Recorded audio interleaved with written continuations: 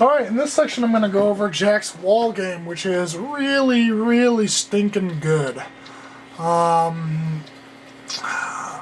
find that there's two really effective distances that Jack can pressure you at the wall. And they revolve around slightly different strategies, but both of them are really annoying. One is a little more generic. You're going to see a lot more Jack players use the kind of up-close wall pressure game. The kind of distance pressure game that I like to use, I haven't seen a lot of the other Jack players incorporate it. I've been using it since Tekken 6. It's not super effective, but it's pretty safe and it does work. I mean, it works. So I'm going to show you both of those just so you're kind of familiar with what the situations that Jack can put you under, and you know how to kind of weather the storm. And it's just, a lot of times it's just really hard. Jack can put you in a really just honest, super honest guessing game by the wall, and if you guess wrong, you lose a shit ton of life, or you're just put into another guessing game. So to start off, I'm going to talk about the kind of distance pressuring that I like to use. Going freestyle, we'll just have Jack block some moves.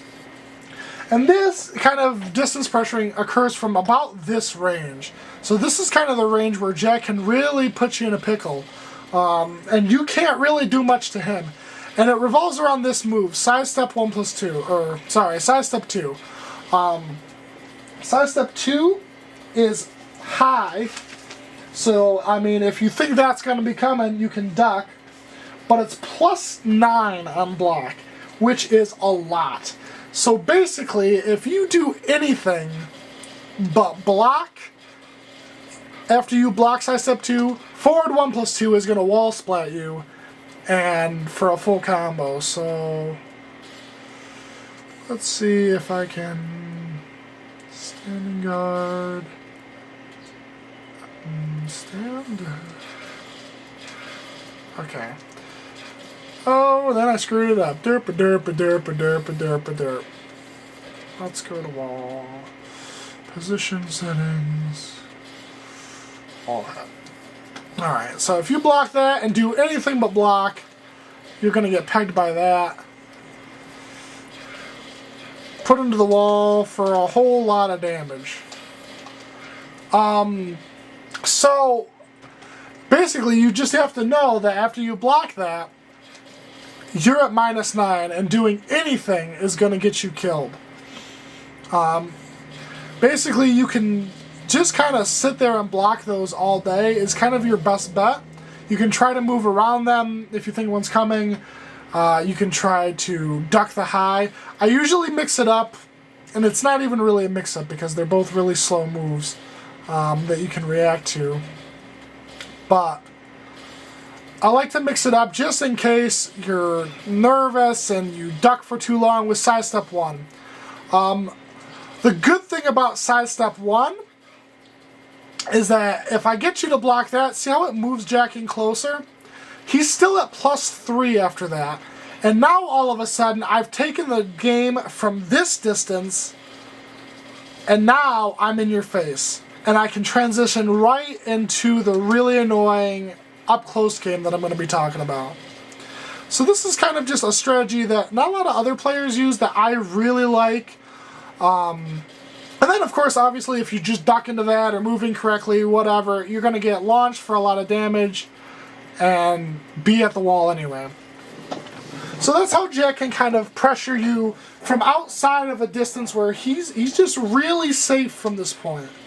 And even if you, like, block that, Jack's at such a distance where it's almost impossible. See, you've blocked that, but I'm all the way over there. It's almost impossible for you to punish. So really, in that case, your best bet is to try to read the... It's hard to say. In that case, your best bet is really to try to weather the storm, in my opinion. Try to weather the storm and know that after side step 1, when he's in close, he's going to try to go for a mix-up. And I'm going to talk about that mix-up next. That's the kind of up-close pressure game that Jack brings. But if you can read, just weather the storm and get him to throw out that, even if you can't punish it, try to use your best death Fist Punish, but at least if you block that, he's at like minus 18. You're going to be able to start scooting away from the wall safely because he's going to have to just stand there. If he tries to throw anything out, then he's done. So your best bet is to try to just weather the storm and wait for that, or to know that after side step 1, he's going to be a lot closer, and the mix-up's going to change. And this is what the mix-up is going to change to. Basically, when Jack is this close, he's looking for one of these. Full crouch down back 1, +5. On the wall, stupid good, because it's really difficult all of a sudden for you to get around anything. Side step right isn't going to work nearly as well when you're straight onto the wall like this and Jack hits you with full crouch down back 1. And I say that this is one of the most honest mix-ups in the game, because now someone might be able to correct me on this fact, because I don't know a lot specifically about the frames that moves crush on, but I know that generic hop kick will not get you out of this. If I hit you with this and decide to do another one, you will not be able to crush out of this. So I'm just going to keep hitting you and draining your life until you decide to either block it or low parry it. And if you block it, I'm safe, I'm still in your face, it's your turn, but I've lost nothing and I've still got your back to the wall.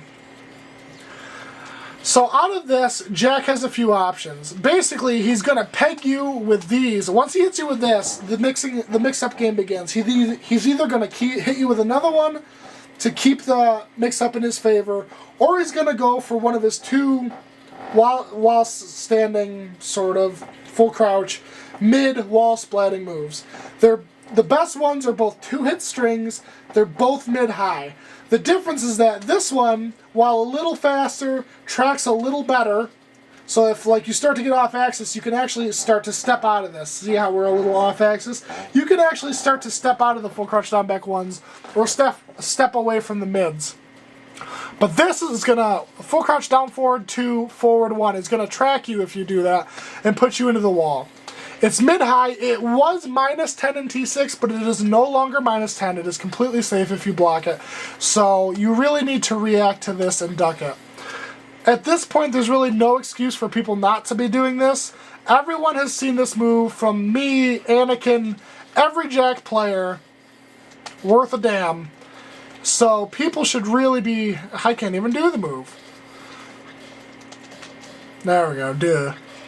So people should really be ducking this, but they aren't, so look out for it and start ducking it. His other better option that I myself really need to start using more, specifically when you're straight on like this, is while standing 3, 2. Again, both of these are safe. It's mid-high, but it is extremely, extremely hit confirmable and does a shit ton of damage. So I have all day to see that I've hit you with that mid and confirm into the high. They've made it even easier to hit confirm in this game. Yes, when I delay it that long, it is still a hit confirm. And it's still a natural combo, I should say. So that is a really good mid option, and that's the one that Jack players should really be using if they're in a position to where that won't get stepped. If they think they've got the read, while standing 3-2 is going to do a shit ton of damage, and it's going to put you into the wall. So in this situation, you really have two options. You can be brave and try to guess the low, but you have to low parry. If you're in this position and you're going to try to guess the low, you have to low parry, which is tough, especially if they start kind of delaying or messing with the